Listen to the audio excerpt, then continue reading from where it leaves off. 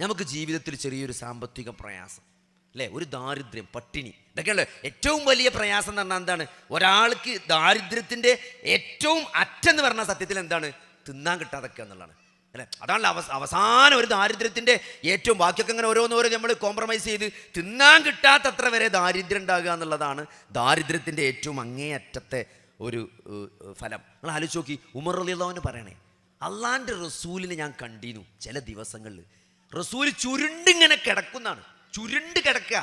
അള്ളാന്റെ റസൂല് ചുരുണ്ട് കിടക്കുന്നതായിട്ട് ഞാൻ കണ്ടിട്ടുണ്ടെന്ന് ഉമർ ബിൻ ഖത്താബ് റളിയല്ലാഹു പറയണേ. എന്നിട്ട് പറയാം, എന്തുകൊണ്ടാണ് നിങ്ങൾ ഒമാ യജിദു മിനദ് ദഖൽ, ദഖൽ കാരക്ക പോലും വയറ് നിറക്കാൻ കഴിയാത്തത് കൊണ്ട്, ദഖൽ ധാരക്ക പോലും വയറ് നിറക്കാൻ കിട്ടാത്തത് കൊണ്ട് അള്ളാന്റെ റസൂല് ചുരുണ്ട് കിടക്കുന്നതായിട്ട് ഞാൻ കണ്ടിട്ടുണ്ട്. ദഖൽ എന്ന് പറഞ്ഞാൽ നിങ്ങൾക്ക് മനസ്സിലാക്കാൻ വേണ്ടി പറയാം. അപ്പം ഈ മുന്തിരിൻ്റെ കാലാണ്, ഈ പച്ചമുന്തിരി ഈ ഗുഡ്സിലൊക്കെ റോഡ് സൈഡിൽ ബുക്കുണ്ടാവും. അത് നമ്മളൊരു കിലോ പെരീക്ക് വാങ്ങിക്കൊണ്ടെന്ന് വെള്ളത്തിലിട്ടാൽ കുറച്ച് കറുത്ത മുന്തിരി ഉണ്ടാവും. എന്ത് ഒരു പച്ചയിൽ ഇങ്ങനെ കുറച്ച് കറുപ്പ് വന്ന അങ്ങനെ ചുങ്ങിക്കണം മുന്തിരി, അത് കടിച്ചാൽ ഒരു കയ്പേക്കാരം, അത് ആരും അങ്ങനെ എടുത്ത് പൊറുക്കിയിട്ട് ഒഴിവാക്കും. ഈത്തപ്പഴത്തിൻ്റെ കൂട്ടത്തിൽ അങ്ങനെ കുറച്ച് ഈത്തപ്പഴം, അതിനാണ് ദക്കൽ എന്ന് പറയാം. ആ ദക്കൽ എന്ന ഏറ്റവും കുറഞ്ഞ് ഒഴിവാക്കണ ഈത്തപ്പഴം പോലും കിട്ടാത്തത് കൊണ്ട് അള്ളാൻ അതുകൊണ്ട് വയറ് നിറക്കാൻ പറ്റാത്തതുകൊണ്ട് അള്ളാൻ്റെ റസൂല് ചുരുണ്ട് കിടക്കുന്നത് ഞാൻ കണ്ടിട്ടുണ്ടെന്ന് അല്ലേ.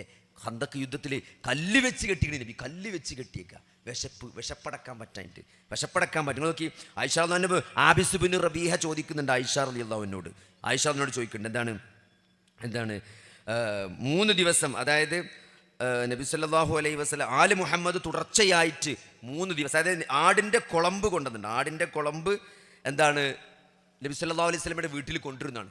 ഈ ആൾക്കാർ കുളമ്പ് പറഞ്ഞാൽ കാല് വെറും ഒത്തുമില്ലാത്ത അടിയത്തെ കാലിനാണ് കുളമ്പ് പറയാം.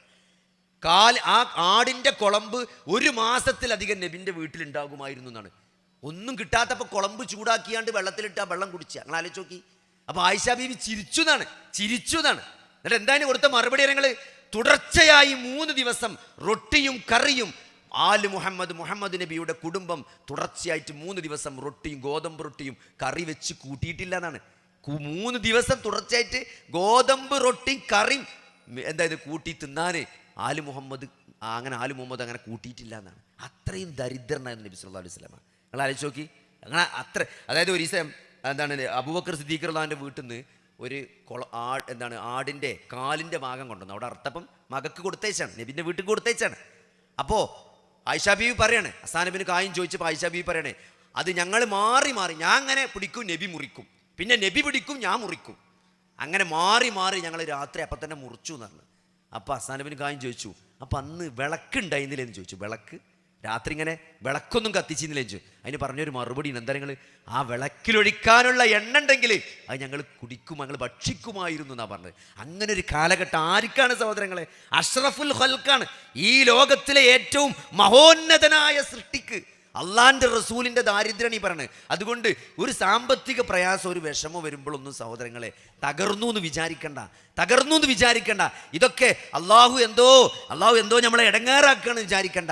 ഇതൊക്കെ സഹോദരങ്ങളെ അള്ളാൻ്റെ റസൂല് ഇതിനേക്കാളൊക്കെ വലിയ പ്രതിസന്ധികളെ കഴിഞ്ഞു പോയിട്ടുണ്ട്. അതിലൊക്കെ നബി സല്ലല്ലാഹു അലൈഹി വസല്ലമ നന്ദിയുള്ള അടിമയായി ജീവിച്ചു പോയിട്ടുണ്ട്. അതുകൊണ്ട് അള്ളാഹിനെക്കുറിച്ച് ഒരു മോശമായ ചിന്ത ജീവിതത്തിൽ എന്തൊക്കെ പ്രയാസങ്ങൾ ബാധിച്ചാലും ഒരു വിശ്വാസിക്ക് ഉണ്ടാകാൻ പാടില്ല എന്നാണ്. അതാണ് അള്ളാഹു റസൂലും പ്രിയപ്പെട്ടതായി മാറുക. ഒരു പരീക്ഷണം വരുമ്പം അത് പടച്ചോൻ്റെ ദറജ ഉയർത്താൻ വേണ്ടി തന്നതാണ് എന്ന് ആശ്വസിക്കാൻ നമുക്ക് സാധിക്കണം സഹോദരങ്ങളെ.